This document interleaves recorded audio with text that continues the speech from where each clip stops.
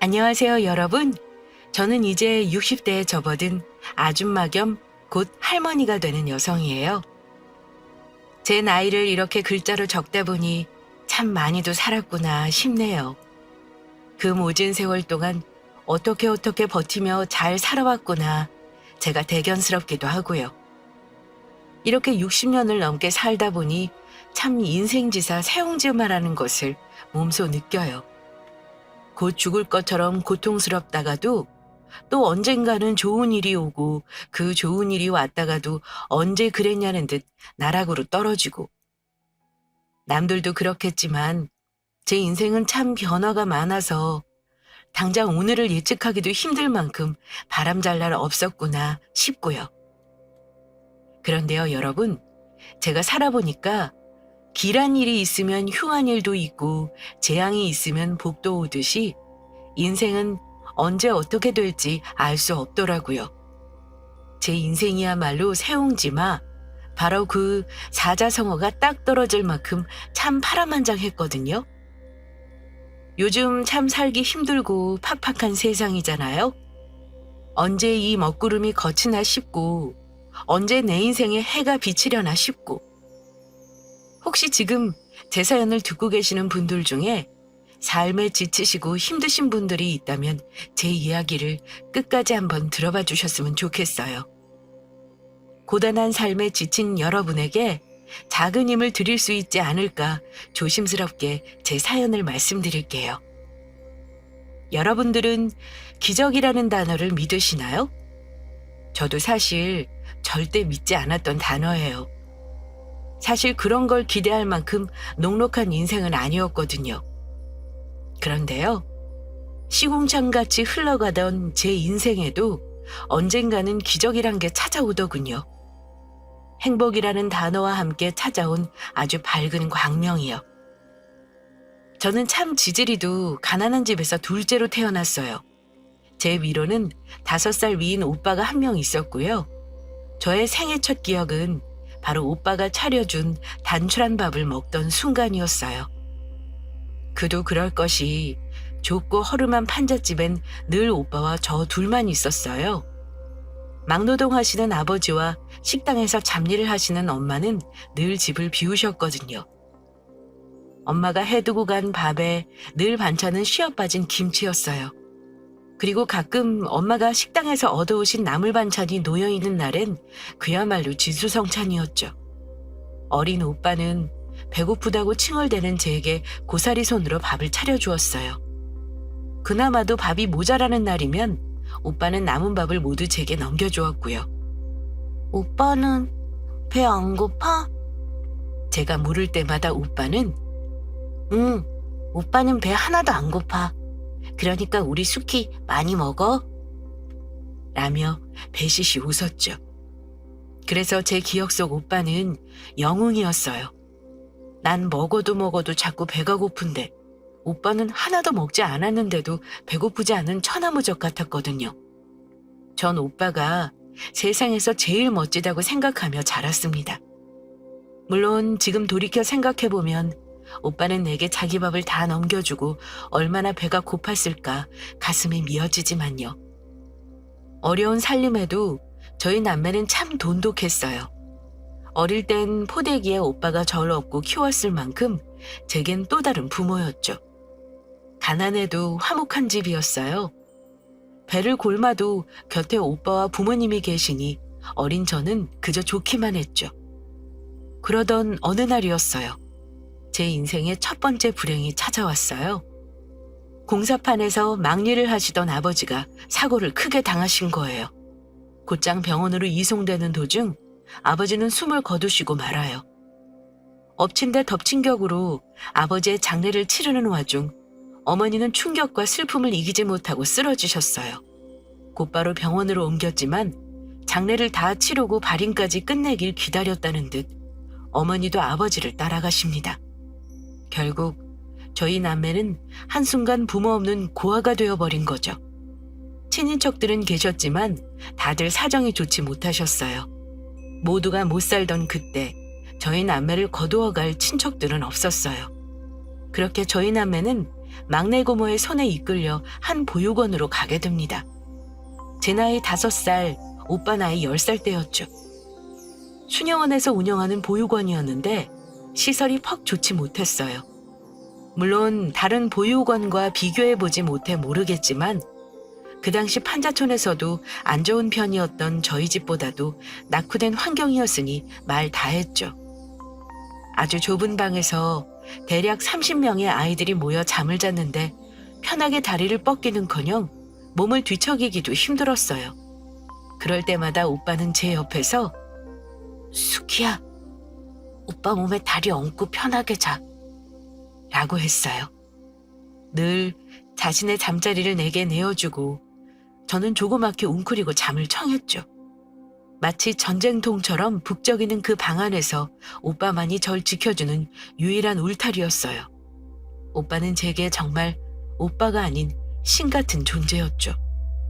오빠가 곁에 있어서 참 다행이다.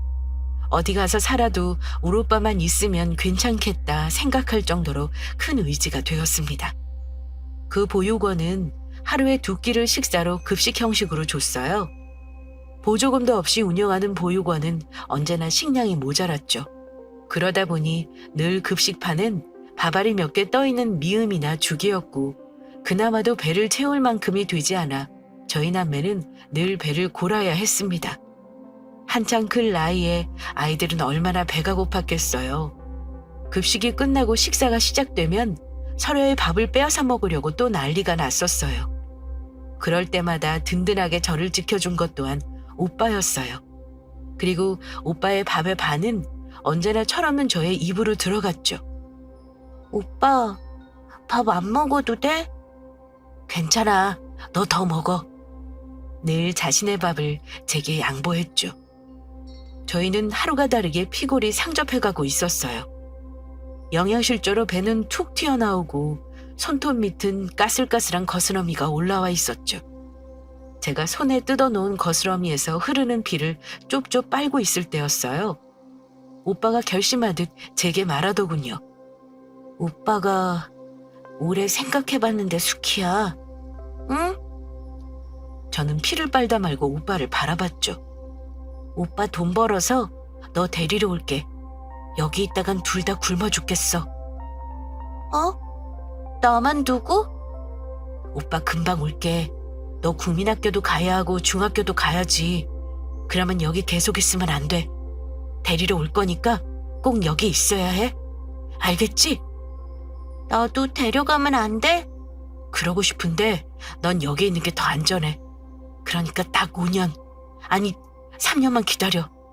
우리 수키 국민학교 가기 전에 오빠가 꼭 올게.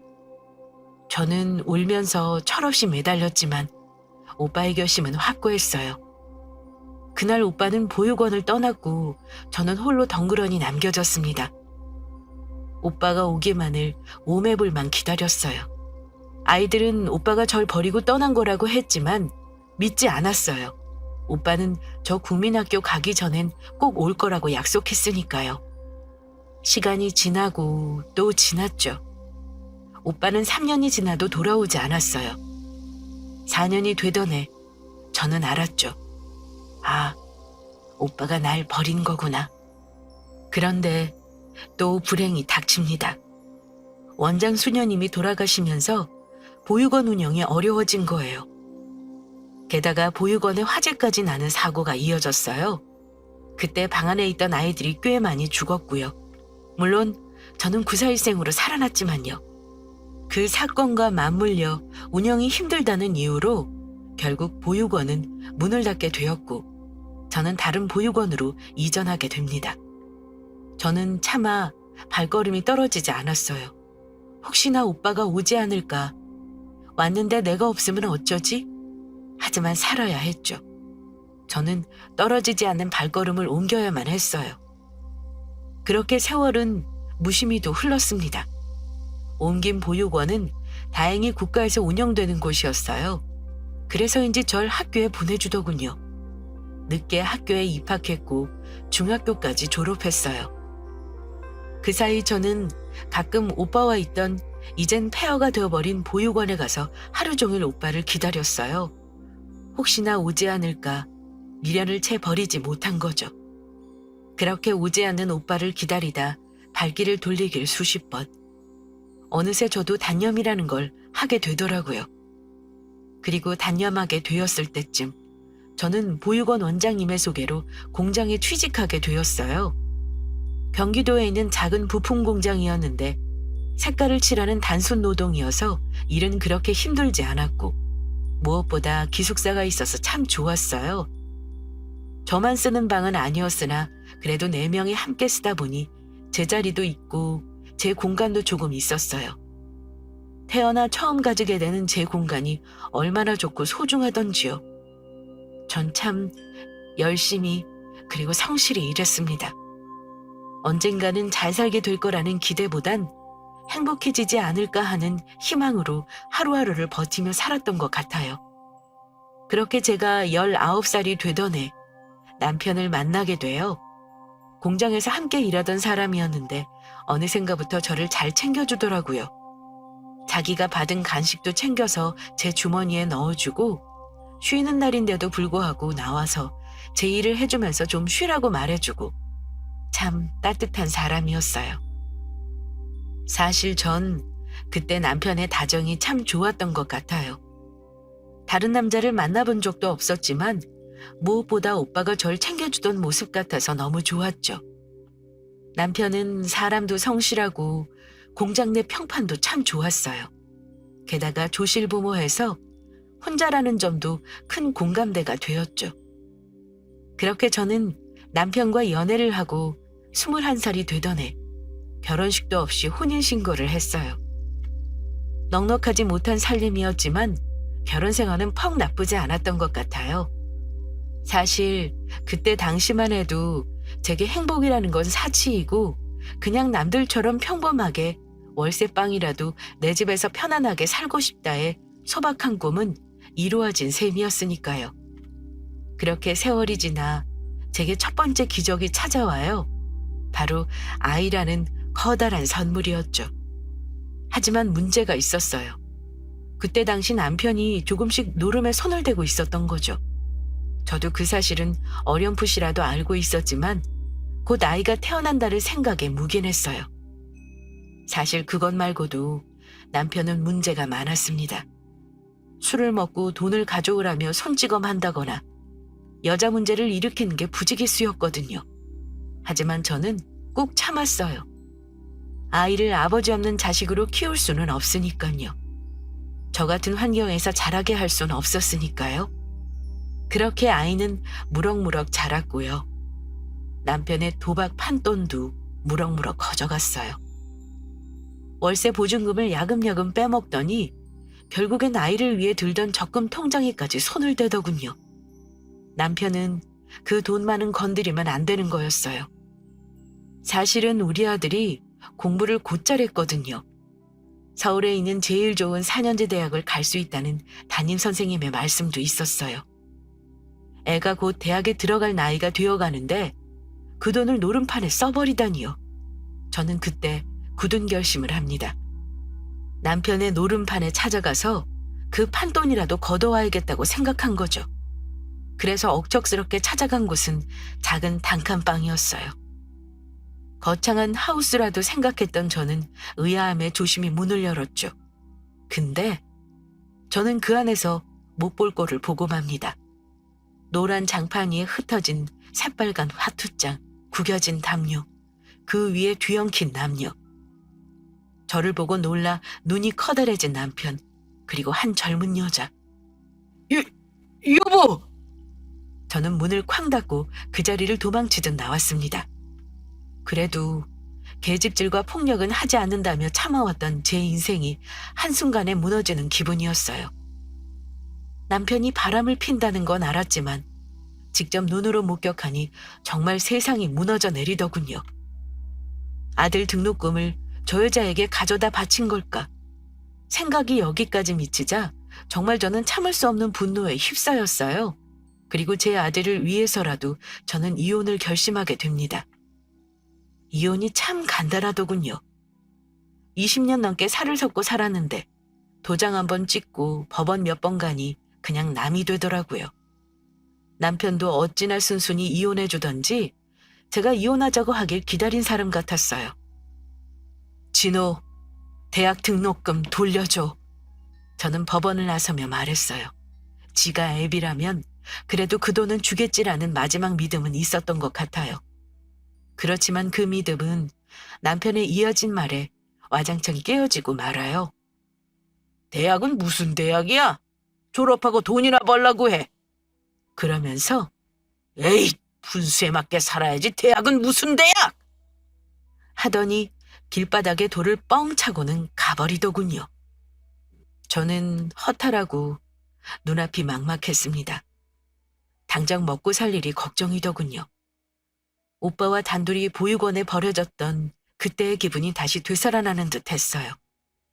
그땐 제 곁에 든든한 오빠가 있었고 지금은 아들이 있죠. 엄마, 내가 꼭 장학금 받아올게. 대학 포기하고 싶지 않아. 우리 엄마 호강시켜드려야지. 그리 말해주는 아들에게 어찌나 미안하고 죄스럽던지 저는 밤새 소리 죽여 울었습니다. 그런데 참 하늘은 무너져도 솟아날 구멍은 있더군요. 저와 함께 공장을 다니던 언니가 연락이 왔어요. 너 그 호로 새끼랑 헤어졌다며? 아유 언니, 그래도 진호 오빠한테 호로 새끼가 뭐유. 착해 빠져가지고는 젊은 년이랑 바람나서 아들 대학 등록금까지 홀라당 가져다 바친 놈이 무슨 애비라고. 그래, 너 앞으로 어떻게 먹고 살 거야?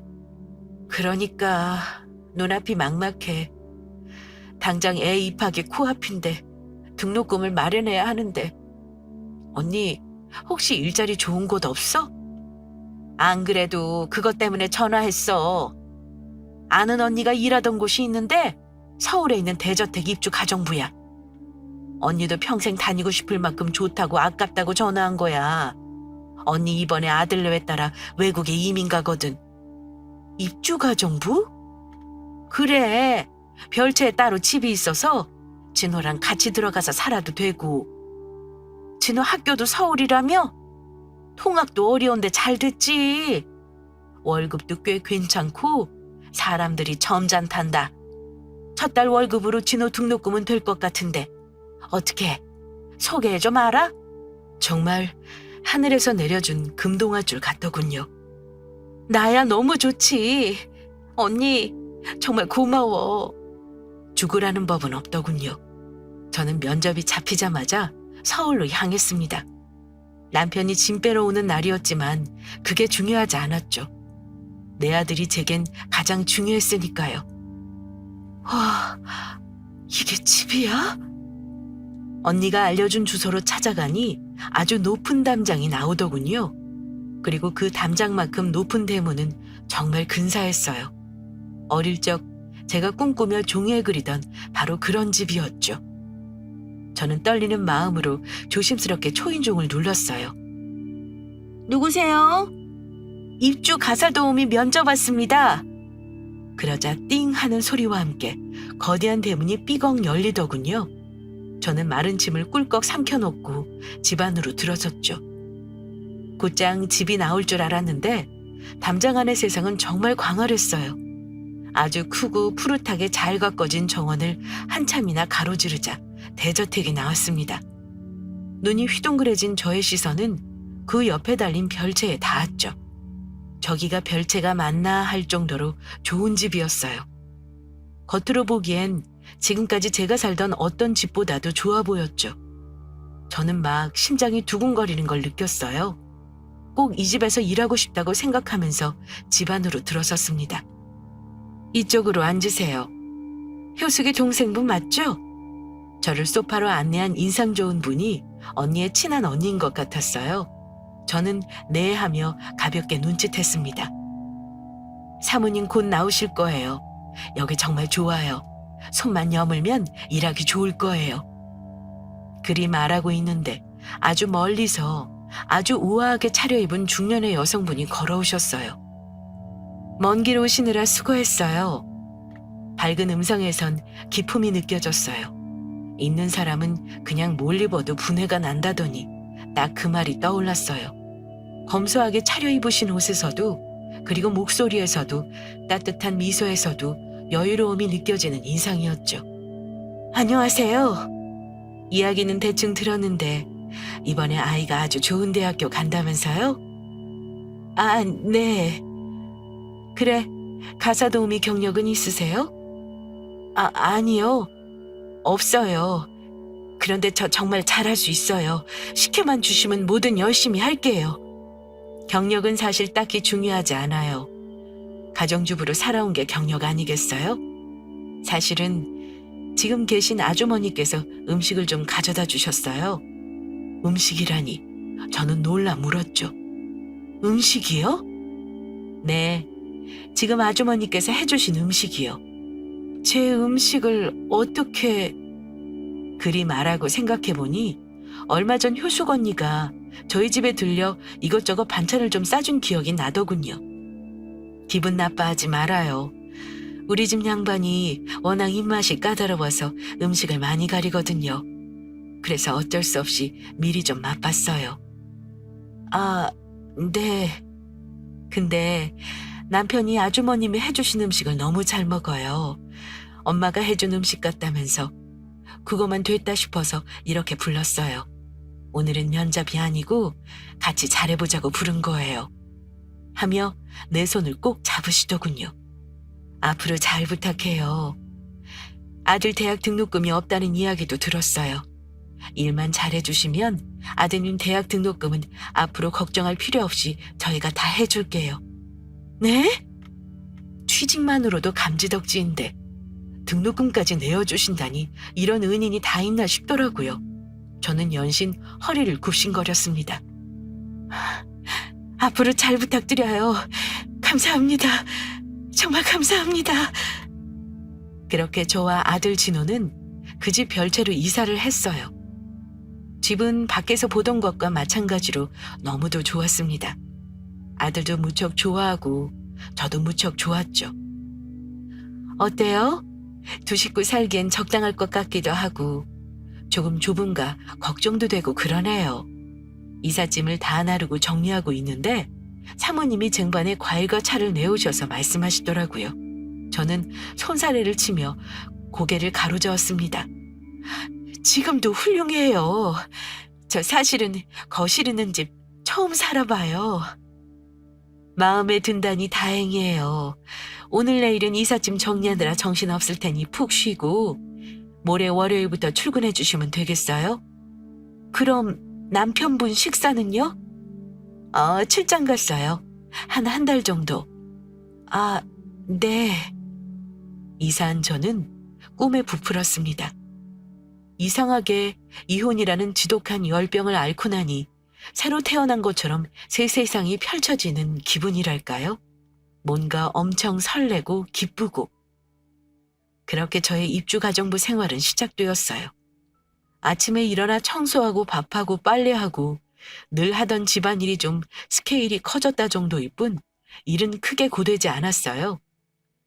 사모님도 사모님 아드님도 까탈스럽지 않아 비위를 맞출 필요도 없었죠. 저는 묵묵히 저의 일을 열심히 했어요. 그러던 어느 날이었어요.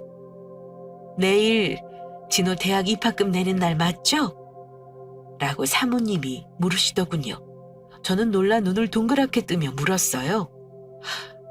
어떻게 아셨어요? 우리 첫째 아들이 그 학교 다녀요. 자, 이거 하며 큰 봉투를 쥐어주시더군요. 만지기에도 꽤 두툼한 봉투에 제가 의아해 물었습니다. 이게 뭐예요? 약속한 등록금이요. 취직한 지 한 달도 되지 않은 때였어요. 사실 월급 전이라 돈을 좀 빌려야 하나 혼자 속을 태우고 있었는데 정말 눈물이 찔끔 나더군요. 하지만 저는 이걸 받을 수 없었죠. 아니에요, 사모님. 곧 월급날이기도 하고 제가 어떻게 해볼 테니 이건 넣어두세요. 지금도 이렇게 편히 일하는데 너무 염치가 없어요. 그러자 사모님이 재차 제게 봉투를 쥐어주시면서 그러더라고요. 이거 내 남편이 주는 거예요. 내가 주는 게 아니라 실은 아주머니 음식 먹고 그날 남편이 울었어요. 엄마가 해준 밥 같다고.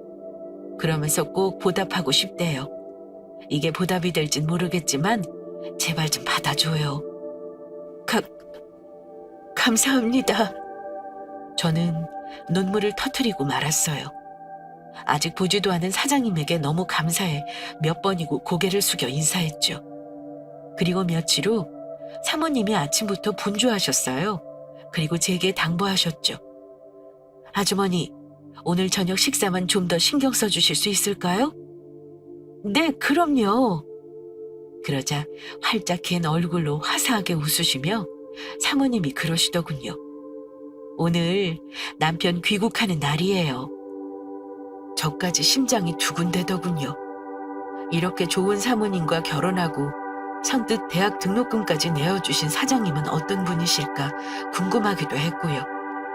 저는 그날 진심과 성의를 다해 최선을 다해 저녁을 차렸습니다. 그리고 사장님이 커다란 트렁크를 손수 끌고 집 안으로 들어오셨죠. 여보, 나왔어. 아주 큰 키에 훤칠한 인상의 중년 남자분이셨어요. 어딘가 낯이 익기도 한 얼굴에 저는 멍하니 사장님의 얼굴을 바라보고 서 있었죠. 그러다 갑자기 좀 우습다는 생각이 들더군요. 저 따위 딸아지 인생이 어떻게 사장님 같은 높은 분을 뵙겠어요? 괜히 혼자 내적 친밀감이 생겨서겠지 생각하며 얼른 뒤돌아서 주방으로 향했습니다. 음식은 잘 차려졌고 꽤 맛도 있었어요. 우와, 이거 완전 진수성찬인데? 씻고 나오신 사장님이 음식이 가득한 식탁을 보고는 감탄사를 터뜨리셨어요. 뒤따라오신 사모님도 놀라 눈이 휘둥그레지셨고요. 저는 쑥스러워 얼른 국과 밥을 푸고 자리를 떠나려고 했습니다. 그런데 사장님이 절 잡으시더군요. 아주머니도 같이 식사하시죠? 이거 너무 많아서 저희 네 식구 다 못 먹을 것 같은데 아드님도 같이 먹어요. 그래요. 얼른 진호 불러요, 아주머니. 돈 많은 부자들은 아랫사람 부리기를 종 부리듯 한다던데 어쩜 이 내외는 이루도 선하실까 생각하며 사양했습니다. 그러나 사장님은 단호하셨죠. 결국 저와 진호는 그 가시방석에 앉아 식사를 함께하게 되었어요.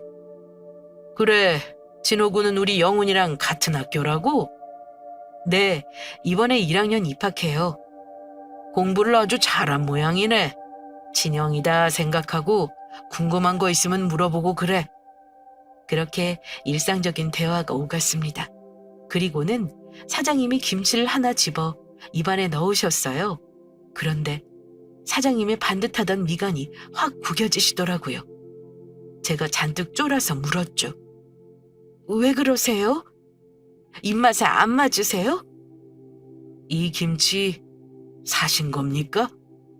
아니요, 며칠 전에 담근 거예요, 제가. 저는 기어들어가는 음성으로 대답했죠.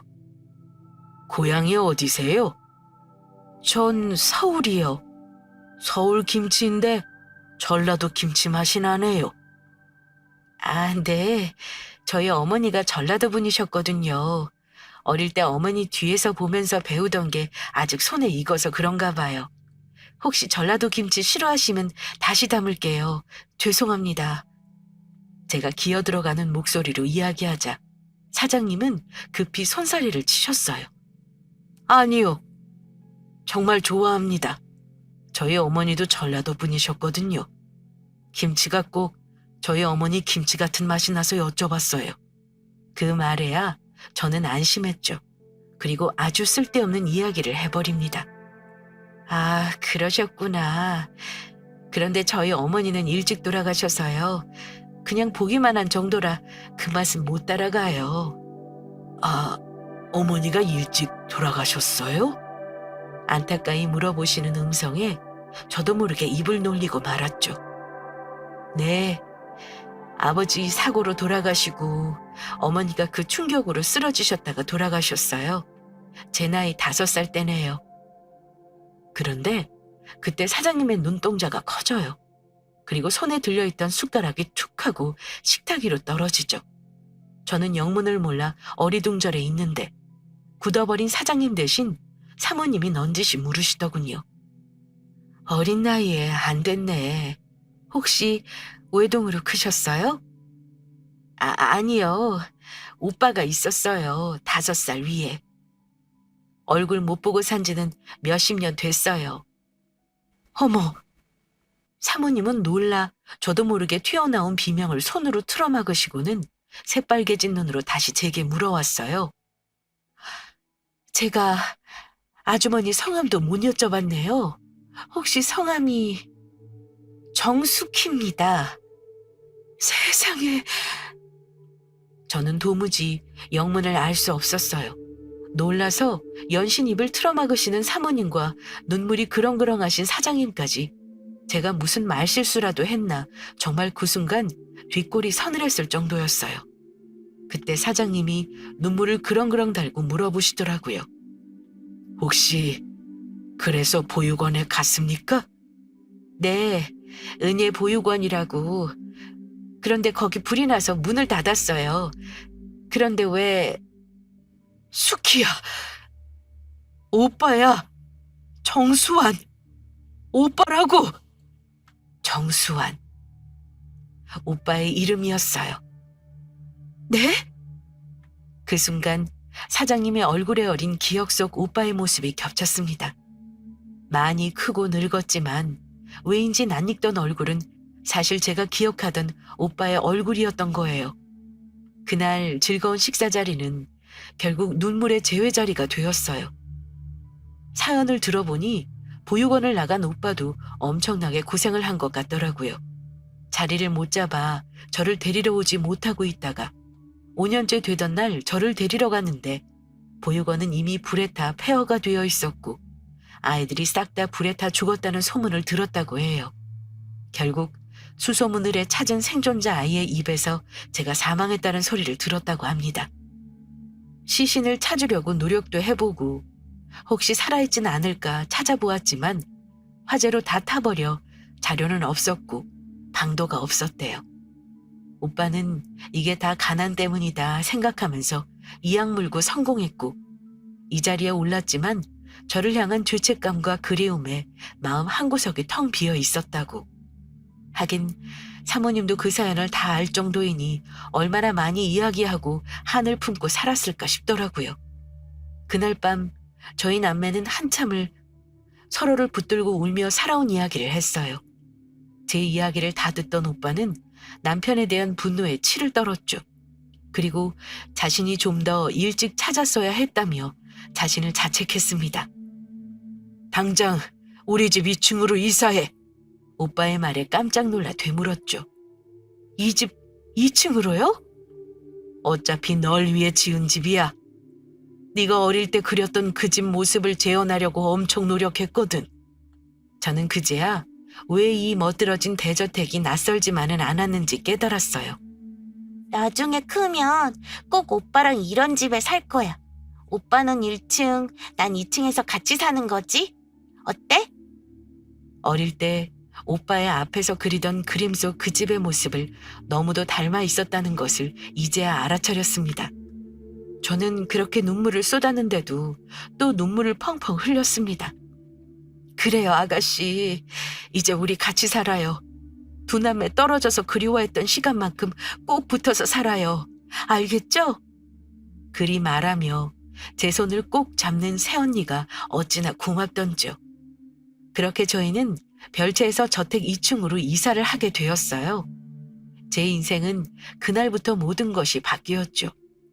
한사코 싫다고 하는데도 오빠와 새언니는 차를 사주고 제 명의로 건물도 내어주고 좋은 옷과 좋은 가방을 사서 안겼습니다. 마치 한을 푸는 사람들처럼요. 너무 감사하면서도 이 갑작스런 호강이 얼떨떨해 어떻게 받아야 할지 알 수가 없었죠. 오빠 내외 덕분에 저와 제 아들 진호는 빠르게 가난의 묵은 때를 벗어갔습니다. 그 집안에서의 모든 생활이 행복했어요. 그런 행복이 지속될수록 저의 마음 한편엔 불안함이 스멀스멀 피어났어요. 내가 이렇게 행복해도 되는 걸까? 마냥 이렇게 좋기만 해도 되는 걸까? 곧 불행이 닥칠 것만 같았어요. 그리고 안 좋은 예감은 늘 맞아떨어지죠. 평화롭던 어느 날이었어요. 띠링 도착한 문자를 확인한 저는 얼굴이 사색이 되고 말았어요. 소식 들었어? 너 부자 오빠 만나서 호강하면서 산다면서?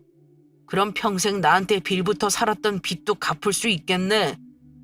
바로 전 남편이었어요.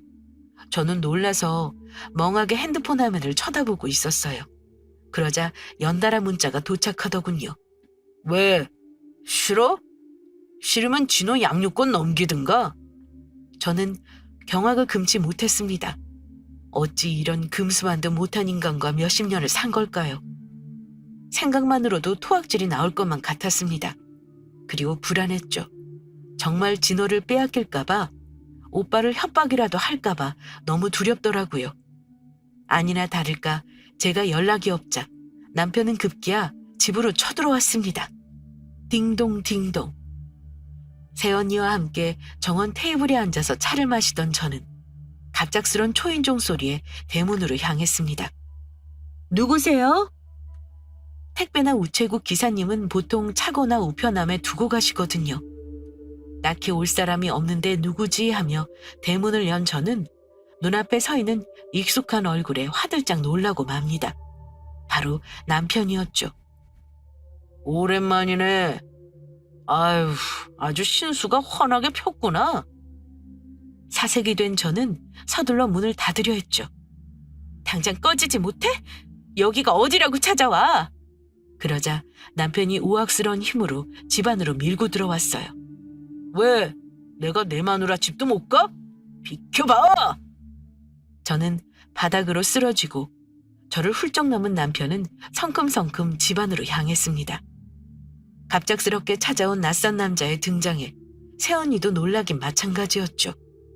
어머, 누구세요? 아이고, 안녕하십니까? 저는 우리 정숙희 남편이자 우리 진호 아버지 올시다. 저기로 들어가면 되나? 하면서 말리는 새언니를 밀치고 막무가내로 집 안으로 문을 열고 들어갔습니다. 아니나 다를까 더러운 신발을 벗어던진 남편은 거실 중앙에 떡하고 누워있더군요.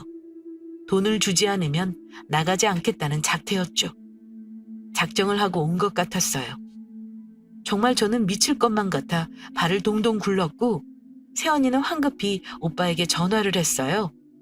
벌떡 자리에서 일어선 남편은 아이고 배고프다 하면서 주방에서 제멋대로의 음식을 꺼내 먹더군요. 개걸스럽게 밥을 먹어치운 남편이 2층으로 성큼성큼 올라갈 때까지 저희는 말리지도 못하고 발을 동동 구르고 있었어요.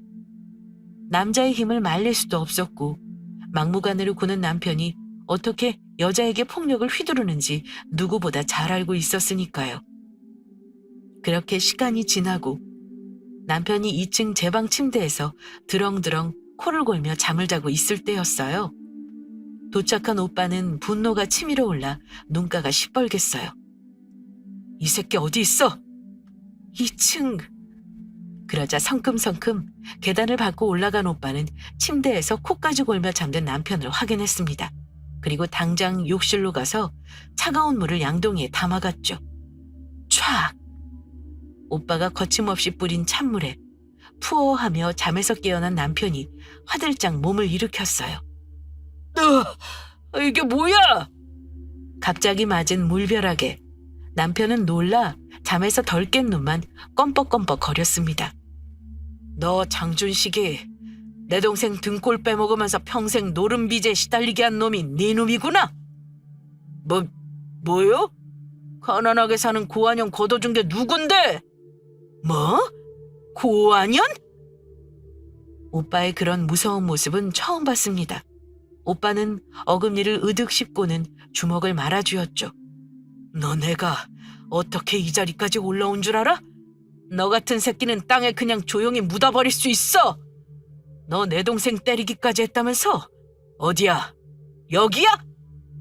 오빠의 주먹은 거침없이 남편의 눈두덩이로 꽂혔습니다. 왜? 너도 맞으니 아프니? 오빠 그만해. 오빠도 똑같은 사람 되지 마. 저는 오빠를 필사적으로 뜯어말렸습니다. 그리고 오빠는 곧 씩씩거리며 말아진 주먹에 힘을 풀었죠. 너 수키 때문에 목숨 부지하는 줄 알아? 오빠는 소파에 앉아 있었고 전 남편은 그 앞 바닥에 무릎을 공손히 꿇고 앉아 있었습니다. 저와 새언니는 그 모습을 가만히 지켜보고 있었고요. 야, 장준식. 네? 매 한 방에 저렇게 인간이 온순해질 줄이야. 천하의 망난이었던 남편은 완전 온순한 양이 되어 대답하더군요. 지금 너 가택 침입죄로 감옥에 집어넣을 수도 있어. 물론 없던 죄도 만들어 추가할 수 있지. 네? 내가 인맥이 좀 넓거든. 조직폭력배, 경찰, 검찰. 너 같은 쓰레기 새끼 하나 매장하는 건 일도 아니지. 널 감옥에 쳐넣을지 땅속에 파묻을지 고민하고 있다는 뜻이고. 오빠의 음성이 무서웠어요. 늘 자상하기만 하던 오빠의 모습이 낯설 만큼 차갑고 냉정했죠. 그런데 가만히 생각해보니까 너 같은 인간 말종에게 쓰는 시간이 아깝다 이거야. 어떻게 이 자리에서 그냥 죽여줄까? 아니면 곱겐 네가 있던 시궁창으로 돌아가서 다시는 얼씬거리지 않을래? 오빠의 기세가 얼마나 무섭고 차갑던지 남편의 움츠러든 어깨가 달달달 떨리더군요. 오빠는 그런 전 남편에게 대고 비소를 흘리며 덧붙였습니다. 생각해보니까 안 되겠다. 그냥 파묻어버려야지.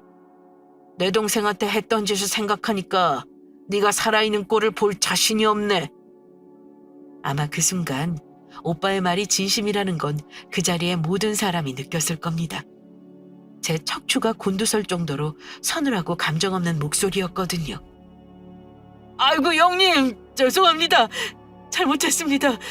다시는 코빼기도 비치지 않을게요. 한 번만 살려주십시오. 한 번만요. 그러자 오빠가 남편의 머리채를 잡아 뒤로 꺾으며 귓가에 속삭였습니다. 너 오장육부가 다 뜯겨나가는 고통을 느껴본 적 있어? 없지?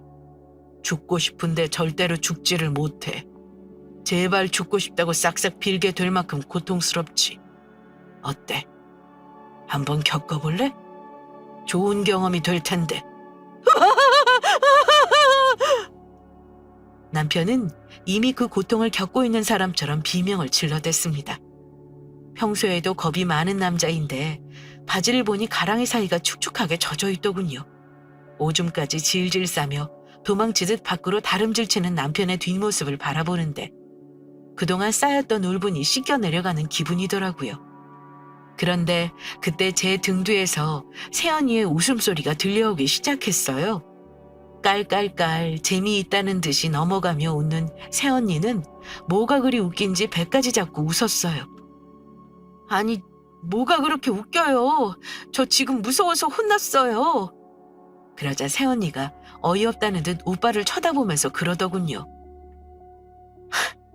자기 연기 잘한다. 오장육부를 어쩐다고? 미치겠다 진짜. 그러자 오빠가 멋쩍게 웃더군요. 내가 요즘 누아르 영화를 하도 많이 봐서 어때? 그럴듯했어? 나도 저렇게까지 속아 넘어갈 줄은 몰랐네. 지금 이 상황이 다 오빠의 연기였던 거예요. 저만큼 속아 넘어갈 만큼 감쪽 같은 연기였던 거예요. 아유, 아가씨 걱정하지 말아요. 이 양반 지나가던 개미 한 마리도 못 죽여요. 뭐 어쨌든 덕분에 저 새끼 다시 얼씬도 못하겠네? 저희 셋은 한참이나 웃었습니다. 오줌까지 지리던 남편의 모습은 아직도 떠올리면 웃음이 날 지경이에요. 남편은 정말 쥐죽은 듯 살았고 들리는 소문엔 노른빚에 오른쪽 손목을 잃었다고도 하고 어디서 진짜 죽었다고도 하는데 진짜 소문이 뭔지 저도 잘 모르겠네요. 아들 진호도 제 아버지에게 학을 떼서 평생 알고 싶지 않다고 하고요. 그리고 저요? 저는 얼마 전에 가게를 하나 냈어요. 큰 가게는 아니고요. 아주 작은 손뜨개 가게인데 사람들도 만나고 따뜻한 차도 마시고 평화롭게 살고 있어요. 물론 오빠와 새언니와는 끔찍이 서로를 아끼면서 사이좋게 지내고요. 이게 행복이구나 싶을 만큼 너무도 평온한 삶을 영위하고 있어요. 지금까지 했던 고생이 이 순간을 위한 거구나 싶을 만큼 너무 좋아요. 인생지사 세웅지막. 어때요? 제 이야기를 들으시니 정말 그렇구나 싶으신가요? 점점 살기 힘들어지는 세상에서 살아내기 참 힘드시죠? 그래도 지금 이 고비를 넘기고 나면 언제 그랬냐는 듯 행복한 삶이 올 거예요. 저처럼 박복한 사람도 그랬는데 행운을 가득 안고 태어나셨을 여러분은 어떻겠어요? 그러니 지금 조금 힘들어도 조금만 견디자고요. 추운 겨울이 지나야 꽃피는 봄이 오듯이 지금 당신의 삶의 추위는 곧 찾아올 따뜻한 봄을 위한 거니까요. 여러분들께 저의 이야기가 오늘 조금 더 힘을 낼 수 있는 원동력이 되길 기도하면서 저는 사연을 여기서 마칠게요. 감사합니다.